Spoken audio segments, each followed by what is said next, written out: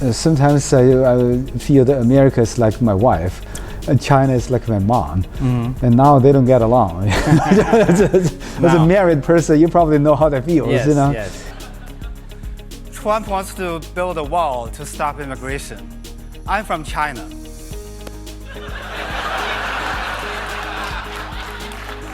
So I know a lot about walls. They don't work.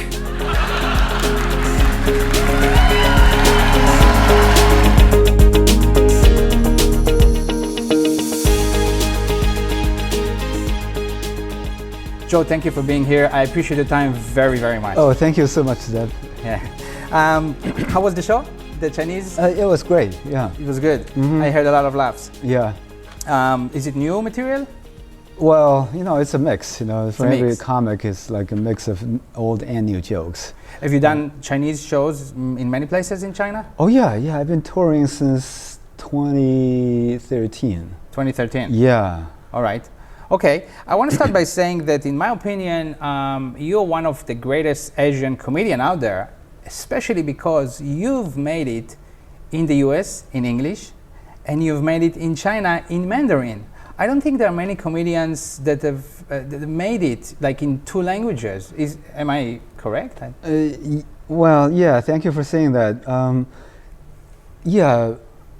A lot of people, I guess I was better known for doing both, but there are other comedians who are doing this right now. Two languages. Two languages. I think it's because there's a lot of Chinese learned English from very early on, and their English was really good, and they studied abroad.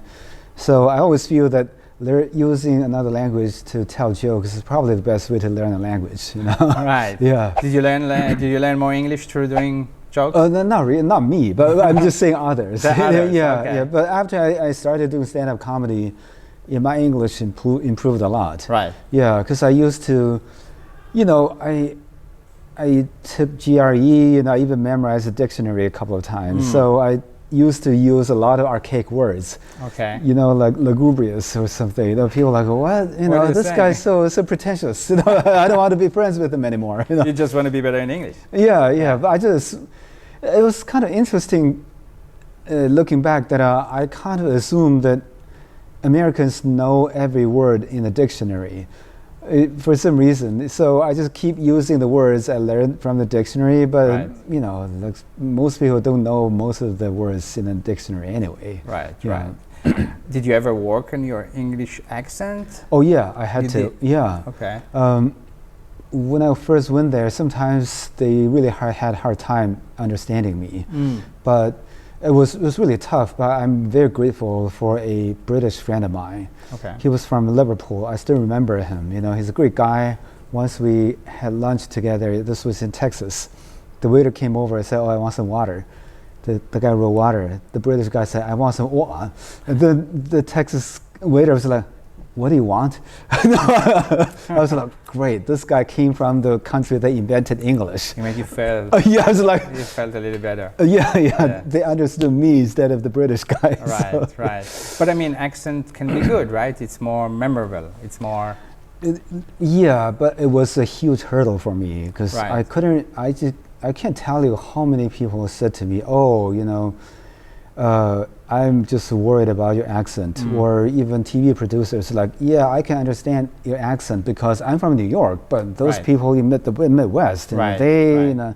Right. But which is a little bit condescending because there are a lot of smart people in the Midwest, and I Right. did comedy shows there. It was fine, but Right. but a lot of the TV execs, they're like, "Oh, They're I know worried. everything." Right, Yeah, right, yeah. right. Yeah, I understand that. So doing comedy in the U.S. in English, all of and in China in Chinese, which one is more challenging and which one is more rewarding? Yeah, I think both are challenging in their own ways. For me to tell American jokes, that was a very rough start because I couldn't even understand the jokes in the beginning, even though my English was pretty good after 8 years of staying in the US.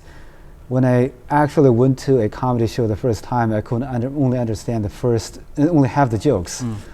And But gradually I kind of got over that. And then I came to China. It's a completely different story because a lot of people knew me from TV. And they put me on TV shows. They were like, "Oh, you're a comedian. Why don't you tell us a joke?" And they just, for some reason, people assume you're funny, and you're funny. And then I have to literally translate my jokes from English to Chinese on spot. It was very Did tough. it work? Does it work? Some jokes work, some jokes won't. So you tried and I you tried. learned Yeah, what works. yeah. That's why, almost since day one, I set foot in China, I started to go to the clubs in Beijing. Beijing has more open mic clubs. Oh no! Back in 2013, there's one comedy club in Beijing, a city of 24 million people. Mm-hmm. They have one show every week at most. Oh. Yeah, so I showed up. I started to promote the club on my Weibo account, and I still remember, like years later, one guy said to me, "Hey, do you know how did we start doing stand-up comedy?" I said, "Oh, how did you get started?" He said, "Yeah, do you remember after one show, a group of us huddled together in the Hutang, which is a small alley in Beijing, right next to a dumpster. And we were asking you, hey, how were the shows run in America? And then you told us how the open mics were run, how the professional shows were run. And that's it. And now Beijing has 6 or 7 different comedy clubs. There's 6 and 7. Yeah, and then there's like at least a dozen shows every night. So you have a hand in it. What? You have a hand in it. Oh yeah, I'm that's pretty great. happy. I actually, made a difference in the comedy scene here. Yeah. That's great. Yeah. So both are challenging, you'd say. Oh yeah. Yeah. And for you, as being like you're born in China, you grew up in China, and you moved to the U.S. So is any one of them more rewarding? Like, because I would think as a Chinese, it was probably very rewarding to succeed in the U.S. Yeah, especially after I got to roast the vice president of another country. The president now. Yeah. Actually, he became the president. Right. So Kamala Harris. Yes, she's next. Take a hint. Yeah, Joe Biden became president 10 years after I roasted him. Yes. That's what I'm saying. Maybe 2022 again. I hope so. Yeah. So okay. So is it okay? It's a similar thing. Is it different to write joke in Chinese and in English? What's the difference? How do you approach it? Yeah. I think I'm pretty diligent in terms of writing jokes or scripts and stuff. Mm-hmm. I don't have a lot of talent. I just work really hard. Okay. And probably not hard enough, but still I work pretty hard. And but after working in both languages for a while, the logic behind the jokes are exactly the same. There's no difference. Okay. The only difference, two differences, is basically of course, language is different and the cultural subcontext. Right. Like subway jokes really works in America because most people don't write public transportation. Mm-hmm. But here, jokes about buses and subways and trains, gets a lot of laughs. So pay attention to the culture. Yeah. Right. But the premise, build up, punchline, it's the same. A similar thing. Yeah. Right. And you say you work hard on writing jokes, meaning like you set time to sit down and write jokes? Yeah. Where do you take the inspiration from life? Or? It's just from everyday life, my feeling, my experience. Right. Yeah. Right. Yeah. Okay. I never see you. Did you ever say the F word? I mean, I've never seen you like. Oh, yeah. I've never seen it like your comedy is quite clean. It's like, is it intentional? Yeah, it was intentional because I hang out in the comedy clubs a lot. Okay. And 80 to 90% of the jokes are dick jokes or jokes with cuss words in it. Right. After a while, I'm just a little bit sick of it. But I started to use it after like 2018. So basically after like America started to put immigrant kids in cages. When you started getting angry. Yeah, then I just flipped. I was like, this is not America. This America is fucked up. I was like, how can you? So you let yourself go a bit. You got more angry. Oh yeah. I was like, from that point on, it's like America has no right to accuse any other country of committing human right violations. It's like, look at what you're doing now. It's just like, it's just unconscionable. So okay, so before we go into that part, which I want to talk about, I want to know more like your beginning. When did you start telling jokes? Were you funny as a kid? Was it natural? I love humor, and I liked, traditional crosstalk sketches and even sitcoms. I still remember when I was in college, I saw some American sitcom translated into Chinese on TV. Which one was that? Do you remember? I think it's either Growing Up one. Growing Pains or Growing Pains. Okay. But I didn't know. I only watched it for 5 minutes. Okay. But then I was like, wow, this is great form. You got a situation, people telling funny things, and but I always felt that when I'm at home or at school, I'm not the funniest guy. I was never the funniest guy. My classmates are funnier. My classmates, they would taunt other people and and then when they try to beat him up, he just spits on them and run away. Everybody thought that guy was hilarious. But you wanted to be that guy? No, I don't want to be that guy, but we're friends. Yeah, I would never imagine myself being a funny person. Okay. Yeah. Okay, so how did it start? How did you start doing stand-up? I mean, I think, was it Boston or? Yeah, in Boston. How? Yeah, a couple of reasons. One is I just wanted to broaden my horizon at the time. I tried shooting some guns. Try something new, right? Try something new, yeah. and then I tried stand-up comedy, and of course I bombed like almost every other new comedian. But then I still want to do it again, and it's always my theory that if you try something and fail and you still want to do it, that might be a calling. Right. Yeah, that's one reason. Another reason is the workplace is pretty rough for Asian American or Asian immigrants, especially like myself. I work really hard. I got the only patent in my company, but I was never promoted. I worked there for almost 8 years or 9 years, but I just feel that in comedy it's more fair. You tell a joke, they either laugh or not laugh. There's no, no bamboo seating. Yeah, it is what it is. So, but that's what I thought. But there is a seating as well. So you continued. All right. So we were talking about you starting out in Boston, right? Yeah. And tell me something. I noticed that in China, stand-up comedy is referred to as talk show. Yeah. What's the deal with that? It's a misnomer that's probably too late to correct. Okay. Yeah, unfortunately. I mean, it kind of makes sense. It's a talk show. I mean, it's a talk, it's a show. But on the other hand, the English word is kind of ridiculous. Stand-up comedy, Right. You can't do this sitting down. What do you do? Stand-up. It's like, what? Probably talk show makes more sense, right? Yeah. Last year when you came here to Dongguan, it was the first time I noticed. People say, oh, you have a talk show. And I'm like, what? We don't have we have stand-up comedy. Yeah. Talk show. They don't know what stand-up is. So what is a talk show in China? Yeah, talk show is both. It's both live stand-up comedy show and the opera style show. Right. It's So also both called is a talk show. Yeah. And your show on CCTV, you do jokes? Yeah, it's more like a variety show.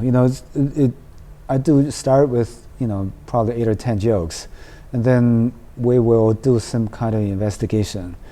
Like, is it true that there's more bacteria in ice cubes in fast food restaurants than in toilet water?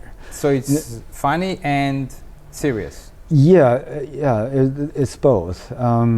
So the rating was really high for a while, but then now nobody watches TV anymore. Yeah, that's what I wanted to say. Yeah, exactly. But if you go to second-tier cities, like even when I'm in Shenzhen, I can still get recognized by people. I'm just surprised people still watch it. But then there's still, people who, like my parents' generation, they still just watch a lot of TV. Older people definitely, right? Yeah, they watch TV. Yeah. But they don't put it online, like it's not on Weibo and all of that. Which I think is a shame. They should have put it online years ago. Like all the all the shows in the US, they're all I know, online, right?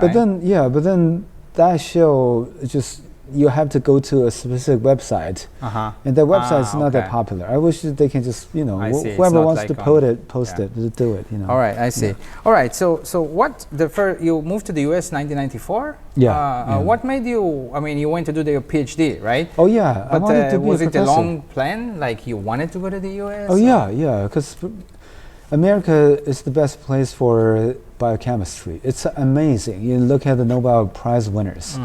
Most of the time, most of the winners are Americans, and it doesn't matter the physics category or chemistry category. I would say 90% of them is related to biochemistry. And if you look at their resume, they don't even have to come from elite schools. Sometimes just a state college. Oh, they really? have Nobel Prize winners. Yeah, Wow. like UCLA or University of Washington, or the school I went to, like Rice University, tiny school. So you were really into that subject? Yeah. At that time? Yes. And did you? It's like, was it tough to your parents send you to the U.S.? Like, Oh no, they're quite happy. Finally, he's gone. but I mean, money-wise and stuff like that, it must be hard, right? Yeah, but then all they had to do was no, they don't. I borrowed money from a friend of mine who was already in the U.S. They paid for my okay. ticket, Okay. and my parents just have to come up with the money so I can return it to them. Okay. And that's it, because I got a scholarship from Rice University. Right. You got a scholarship. Yeah, that's- so at least I can Right. live off of that. Yeah. And you went to Rice University. Yeah. Did many people make jokes about that? Not until I was in Boston, though. Okay. Yeah. Yeah. Because Rice is the is the world's best university in Texas. Okay. Yeah, because in Texas people really love that school, and nobody would think another thought about it. But only outside of the state of Texas, people are like, you're Asian, you're wearing Rice University. Yeah. Did they have a lot of rice there? Yeah. So how were the first years in the U.S.? Were they good? The first few It's years? great, but then it was tough for the first year or two.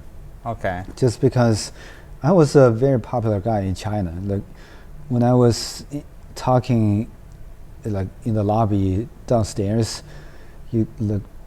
students on the second or third floor of the dorm would just come out, say hi. You know, I just feel that everybody loved me. Okay. But when I was in the U.S., you know, I can't communicate. You know, when I went to Chinese Academy of Science, my organic chemistry is 100. You know, it's a full score. But then when I was in the U.S., I don't know how to say those chemicals in English. People thought, oh, this guy is really, you know, he's not that great, or just oh, it's really very tough, and Learning curve. Yeah, learning curve. So the that's first one. couple of years were hard. Yeah. And you were learning a lot of English through that. Yeah, and also people just feel, oh, his English, even though I start to make friends, they still feel your English is not good enough for certain activities with them. Right. They're like, oh, when they play role play games, they wouldn't include me or something, you know. But I kind of understand it takes probably another level of English. Right. But I also feel, oh man, this sucks. I don't want to try another culture again. I mean, I'm connected with a lot of local people here in Dongguan that studied abroad. There are a lot of people here. There is an association, Dongguan Overseas Scholars Association, right? It's a big one. And they have every year, you know, some anniversaries, and they do a lot of stuff. And it seems that almost 100% right now of Chinese people studying abroad come back to China. Is that something what you see, and why? I mean, really, almost all of them come back to China. Well, I think you're in Guangdong. It's a pretty advanced province. You know, the GDP of Guangdong province is higher than Russia. You know, it's just it's different here, because students know they're going to have a better opportunity here. They want to come back to. Yeah, but there's still a lot of Chinese students who stayed in America. So you do see people staying there. Yes. But here in Dongguan, I really see a lot of them coming back here. I guess also a lot of them come from family businesses, and so it's the opportunity. There's right? a lot more businesses and like economic activities here to be to make And it more it's interesting. a little funny because a lot of time I meet someone and they speak English not so good. Uh-huh. And then I discovered they actually studied 4 years in Texas or Yeah. UK or somewhere, and they don't speak English that well. But I mean, I understand why. I mean, this is like 5 years ago. They graduated. In the past 5 years, they did not speak any English. Yeah, yeah. You know, so that's kind of something interesting that I see here. Yeah, and once you stop using a language, you Right. just gradually forget it. you know, Right. yeah. So, okay, I want to ask you, you are American now, Yeah, yeah. but you're Chinese, Mm-hmm. right? Okay, so you're both, right? Yep. Okay, and where do you feel home? Where do you feel at home more? Oh, honestly, I even say this on stage. You know, my problem is that I really love both countries. Sometimes I feel that America is like my wife, and China is like my mom, and now they don't get along. As a Now. married person, you probably know how that feels. Yes, you know, yes. it's a weird thing that I don't have any relatives who's in the U.S. You know, all Right. my parents, my family, they're all in China. So China has always been my home, and I also spent my formative years in America. So you know, it's hard for me to pick. I think Okay. ideal situation would be. Ideally, I can spend half my time here and half my time there, but it's kind of impossible. So I You're will kind of a just- Waigoran in China now, no? Oh yeah, yeah. And you're yeah. both, in both, Yeah, both home, both Waigoran. yeah. I get. When people get mad at me in China, Yeah. they will say to me, "Hey, go back to America." It's Yeah. like, oh wow, I'm getting some white privilege here Yeah. in China. So you've been more and more vocal about anti-Asian racism in the U.S. And I'm a Jewish person in China. Yeah. Every day I face positive racism. Oh yeah, I know what you're talking about. You know? Oh yeah, yeah. It's a bit, yeah. Yeah, because Chinese people love Jewish people. Yeah. And you know how hundreds of times I sat in a taxi and where are you from? Italy. Yeah. I'm from Israel. Oh, you're Thailand? Oh. Yes. Oh, you're very Toming, very smart. Yeah. I like to say, I kind of like it and hate it at the same time. I know. Because it's generalization. I always say half of Israel is stupid, believe me, you know? There's stupid people in every race. You know, Exactly. to be honest, yeah. Exactly. Yeah. Exactly. So, have you personally felt any racism in the U.S.? Oh yeah. Well, what you said is kind of like stereotypes. You know, that's something I wasn't prepared for. My host family lady was like, first time she saw me, she's like, "Please don't laugh at my math abilities." I was like, how did she know I was good at math? You know, but that's kind of benign. You know, it doesn't. Yeah. Right. But there are other things I noticed over the years. But I always thought it's going to change by the time I grow up or something, by the time I graduate or by the time I work or have a family. Right. But then it just never changed, you know. Like when people use the N-word, it's a big outcry. Right. But when people say those Asian slurs, for some reason they can get away with it.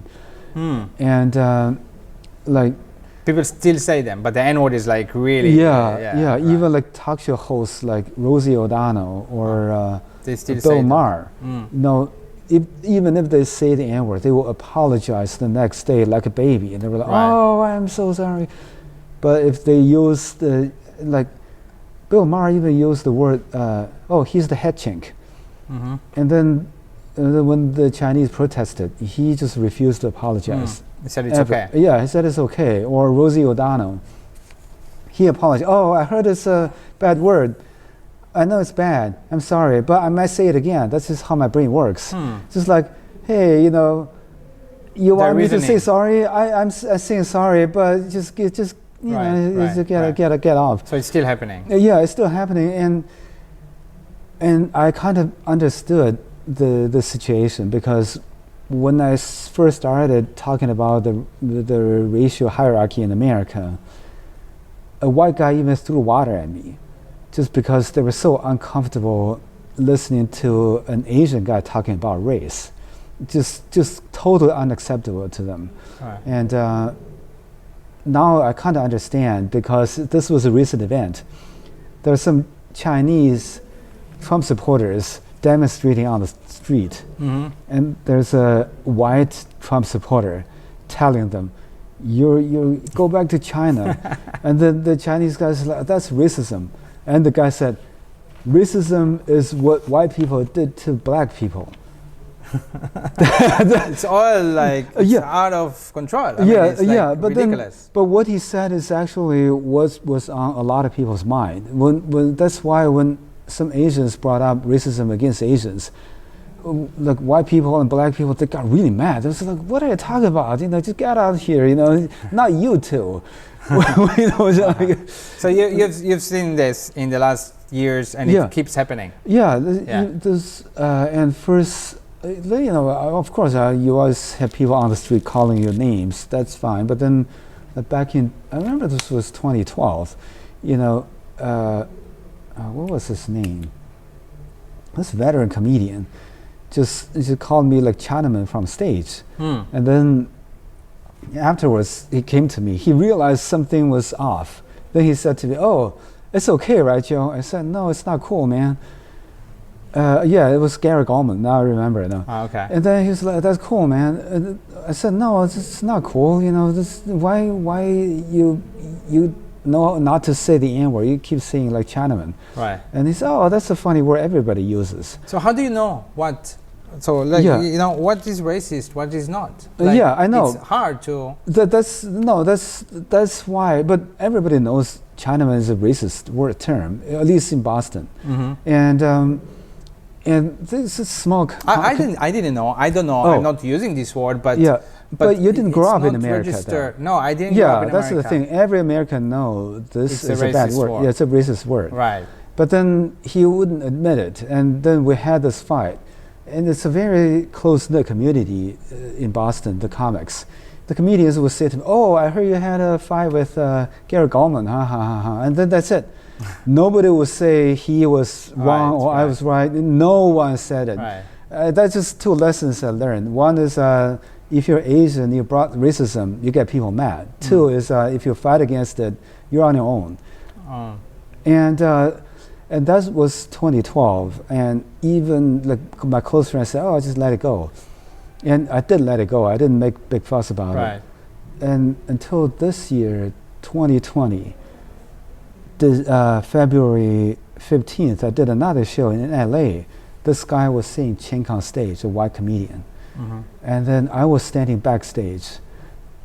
3 other white comedians were laughing backstage. I was packing up. I did my set already. I was ready to go. I was like, "Hey, this is not right." And I just went over there. I said, "Oh, this is not right, man. Why is he saying chink on stage?" And the 3 white comedians all said to me, "Oh, Joe, it's funny. You should know the context. Just chill, So the only thing that makes me madder than someone saying chink is people telling me it's not racism. And the rule of thumb in America is if a white guy tells you that's not racism, it's racist. Yeah, it usually is. So no, because I mean, honestly, I think it is hard to know. I mean, everything you said, I wouldn't know. I mean, you said I didn't grow up in America, yes, but well, a lot of people in America didn't grow up in America. That's also but that's still a relatively small percentage. Right, the N-word, everybody know all over the world. All over the world. That's why I was really mad, because people don't even know what is offensive to Asians. That's why I started to tell people the 7 Asian slurs now on stage. Okay, so there should be what is offensive? Yeah, what is offensive? Please don't call us this. Yeah, that's Asian people could say that, right? Yeah. That's the best way. And so we had someone in the podcast, actually, he's opening for you today and last time too. We spoke about black people, and someone was saying that it's not nice that Chinese people say, hey Ren. Yeah. And then I said, but we say black people. Yeah. So it's the same thing. Yeah. When Chinese people say hey Ren, I don't think that's derogative. Okay. No. You don't think so? Well, I have to ask. Is it okay to say black people in the US? White people? Oh, yeah. I say white people all the time. Yeah. In China, in relation to Asian, I say white people. Is that okay? Oh, yeah. Right. But I used to be very careful. I say African Americans, but then Which is- my black friends, they say, "Hey, come on, you can just say black. It's fine." You know. Right. So yeah, Right. I go with what black people say. You know, they have the ultimate say, right? Because, Exactly. Yeah, so yeah. we need to know. I need to know from Yeah. people like you. What Yeah. shouldn't I call you? Yeah, You know, as yeah. Asian. You Yeah. know what I mean? Exactly. And then I mean I should respect that. Yeah. People should be respectful, right? Yeah, you should just call me the virus. No, no. China virus, yeah. All right, so we're almost done here. I just want to ask you, you are father of a 13-year-old Chinese boy in America, and I'm the father of a 13-year-old American girl born in China. Oh, Yes, well, how does that work? yes. So my girl, she's American. She was born here in Dongguan, But then, but she's still How- American. She doesn't get a Chinese. oh, is your wife also American? My wife is American. Oh, right? okay, My wife yeah. is American. So, but your son, he has American citizenship, Yeah, right? yeah. But he's a Chinese, Yeah. descent, right? Yeah. So, the comparison. Where do you think it's better, or advantages and disadvantages of growing up in China of today? I'd say, Yeah. and the USA. Oh, I just feel it really depends. You know, it depends on the person. I always feel that in an ideal world, I believe that it should be a human right to choose the country that fits a person. That's the ideal world. And I always feel that the racism in America is not a domestic issue. It's actually an international issue. When Trump calling another country a shithole country, people are going to look down on, person whose ancestors came from that country. Right, right. I think it's a world problem. We should really promote the idea that the countries are equal. Right. The next step is are Right. the races are equal, individuals are equal. That without countries being equal, I just don't think American or any country can ever get rid of racism. Right. So, Right. yeah. All right. So I think that's all the time we have for today. Oh, okay. You have a show very Yes, soon. yeah, I would it's already love to talk to starting. you Yeah, for yeah. hours more, Yeah, but yeah. I don't want to take more of your time. You should rest a little bit. I can hear them, right? Yeah. If you like what you saw, please give us a like, and don't forget to subscribe to our channel. Thank you very much. Thank you, Joe. Oh, thank you so much. Yeah.